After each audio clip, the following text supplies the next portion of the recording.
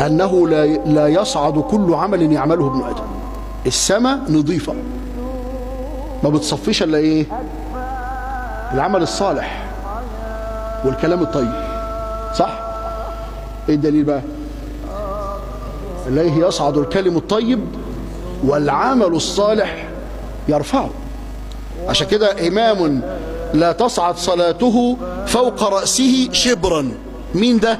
الذي أما الناس وهم له كارهون على السنة، على الدين يعني، بيعمل بدعة والناس كارهة عشان البدعة وهو غاصبهم انه يصلي بيهم مثلا. لا تصعد، يبقى العمل بيصعد، ما بيطلعش في السماء للعمل الصالح بس. ودي من الحاجات المخيفة الحقيقة، الحاجات اللي تخوف.